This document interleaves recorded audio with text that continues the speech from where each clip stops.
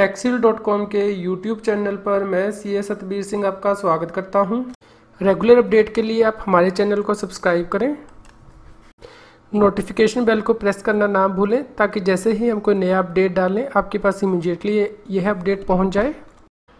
इस GST news में हम लोग डिस्कस करेंगे कि जीएसटी ऑडिट कौन कर सकता है।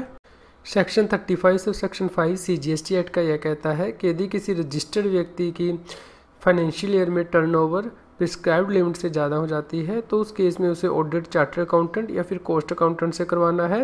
और रूल 80 सब रूल 3 यह कहता है कि यदि किसी व्यक्ति की जो कि जीएसटी एक्ट के अंतर्गत रजिस्टर्ड है उसकी एग्रीगेट टर्नओवर फाइनेंशियल ईयर में 2 करोड़ रुपये से ज़्यादा हो जाती है तो उस केस में उसे ऑडिट कराना है। Section 44 sub section 2 CGST act का यह कहता है कि हर रजिस्टर्ड व्यक्ति को जिसे जीएसटी एक्ट के अंतर्गत ऑडिट कराना है उसे अपनी एनुअल रिटर्न के साथ ऑडिटेड एनुअल अकाउंट और reconciliation statement electronically GST portal पर अपलोड करनी होगी। Institute of chartered accountant of India ने गाइडेंस नोट रिलीज किया है जीएसटी ऑडिट और एनुअल रिटर्न पे, जिसमें कि ICAI ने कहा है कि इस केस में 2 सिचुएशंस हो सकती हैं। पहली वह सिचुएशन जहां पे कि एंटिटी को किसी और एक्ट के अंतर्गत ऑडिट नहीं करवाना है, उस केस में वह अपना ऑडिट किसी भी चार्टर अकाउंटेंट या फिर कॉस्ट अकाउंटेंट से करवा सकती है as per section 44 of CGST act. और उसके बाद जो रिकन्सिलिएशन स्टेटमेंट है वो जीएसटी पोर्टल पर अपलोड कर सकती है। या फिर दूसरी सिचुएशन हो सकती है जहाँ पे कि एंटिटी का ऑडिट किसी और एक्ट के अंतर्गत रिक्वायर्ड है, जैसे कि कंपनी एक्ट या फिर इनकम टैक्स एक्ट या फिर कोऑपरेटिव सोसाइटी एक्ट। उस केस में जो रिकन्सिलिएशन स्टेटमेंट है वह ऑडिटर बना सकता है जिसने कि कंपनी के अकाउंट को सर्टिफाई किया है, या फिर जो रिकन्सिलिएशन स्टेटमेंट है वह किसी दूसरे चार्टर अकाउंटेंट या फिर कॉस्ट अकाउंटेंट के द्वारा भी बनाई जा सकती है। यदि किसी ऑडिटर के पास पार्ट टाइम प्रैक्टिस का सर्टिफिकेट है तो क्या वो ऑडिट कर सकता है? इसके लिए भी ICAI ने क्लैरिफाई किया है कि वह व्यक्ति ही जीएसटी एक्ट के अंतर्गत ऑडिट कर सकता है जिस सीए के पास के फुल टाइम प्रैक्टिस का सर्टिफिकेट है या फिर वह किसी फर्म में पार्टनर है। लेकिन यदि किसी मेंबर के पास पार्ट टाइम प्रैक्टिस का सर्टिफिकेट है तो वह जीएसटी एक्ट के अंतर्गत ऑडिट नहीं कर सकता। क्या जीएसटी का ऑडिट करने के लिए जॉइंट ऑडिटर को अपॉइंट किया जा सकता है? इस केस में ICAI ने क्लैरिफाई किया है कि रजिस्टर्ड व्यक्ति 2 या फिर 2 से ज़्यादा चार्टर अकाउंटेंट्स को अपॉइंट कर सकता है जीएसटी एक्ट के अंतर्गत ऑडिट करने के लिए। इस केस में सभी जॉइंट ऑडिटर को जो ऑडिट रिपोर्ट है वो साइन करनी है। यदि वह एग्रीमेंट में नहीं है तो उस केस में अलग से रिपोर्ट को इशू किया जा सकता है। क्या हर ब्रांच के लिए अलग से ऑडिटर को अपॉइंट किया जा सकता है? इसके बारे में भी ICAI ने क्लैरिफाई किया है कि ऐसा हो सकता है कि रजिस्टर्ड व्यक्ति के बहुत से branches, division, additional place of business या फिर बिजनेस वर्टिकल्स हों, जिस केस में कि रजिस्टर्ड व्यक्ति सेपरेट ऑडिटर को अपॉइंट कर सकता है इन ब्रांचेज, डिवीजन्स के लिए, और उसका जो प्रिंसिपल प्लेस ऑफ बिजनेस है उसके लिए अलग से ऑडिटर हो सकता है। इस केस में ब्रांच ऑडिटर को अपनी रिपोर्ट या फिर जो सर्टिफिकेट है वो मैनेजमेंट को सबमिट करना है या फिर उस ऑडिटर को सबमिट करना है यदि ऐसा उसे डायरेक्शन दी गई है जो कि प्रिंसिपल प्लेस ऑफ बिजनेस का ऑडिट करता है। इस केस में जो व्यक्ति प्रिंसिपल प्लेस ऑफ बिजनेस का ऑडिट कर रहा है वह इन सभी रिपोर्ट्स को कंसोलिडेट करेगा पूरे बिजनेस के लिए।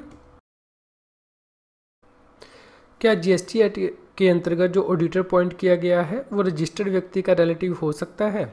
जीएसटी लॉ के अंतर्गत ऐसी कोई प्रोहिबिशन नहीं दी गई है कि रजिस्टर्ड व्यक्ति का एम्प्लॉय या फिर रिलेटिव जीएसटी का ऑडिट नहीं कर सकता है। लेकिन institute of chartered accountant of India की गाइडलाइंस है कि यदि कोई चार्टर्ड अकाउंटेंट किसी रजिस्टर्ड व्यक्ति का एम्प्लॉय है या फिर उस कंसर्न का एम्प्लॉय है जो कि सेम मैनेजमेंट में आती है, उस केस में उसे ऑडिटर अपॉइंट नहीं किया जा सकता है।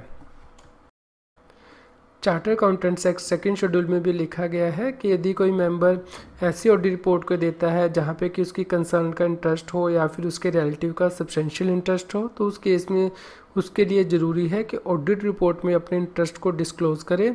इसलिए यह प्रोविज़न जीएसटी एक्ट के अंतर्गत भी अप्लाई होंगी। क्या कोई इंटरनल ऑडिटर जीएसटी ऑडिट कर सकता है?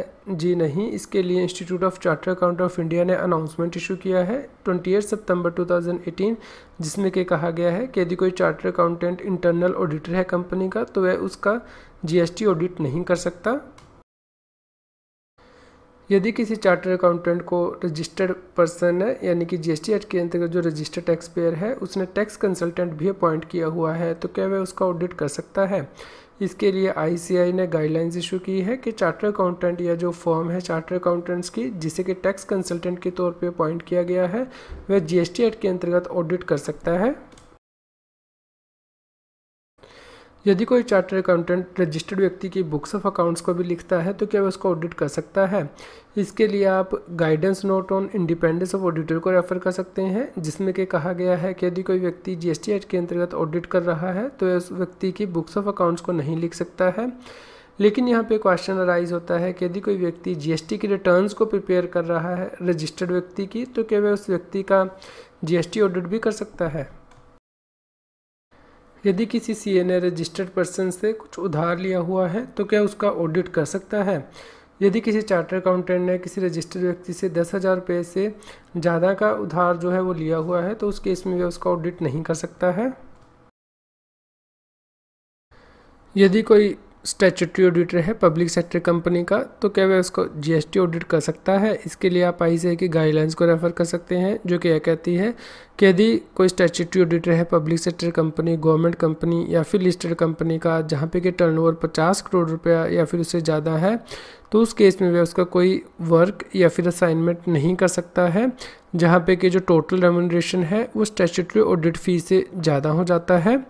लेकिन यहाँ पे जो अदर वर्क और सर्विस की डेफिनेशन दी गई है उसमें वह काम नहीं आता है जो कि किसी एक्ट के अंतर्गत ऑडिट करना होता है या फिर सर्टिफिकेशन वर्क जो है वो करना होता है। इस प्रकार ये जो रिस्ट्रिक्शन है वो यहाँ पे अप्लाई नहीं होगी और जो स्टैट्यूटरी ऑडिटर है पब्लिक सेक्टर कंपनी का वह उसका जीएसटी ऑडिट कर पाएगा।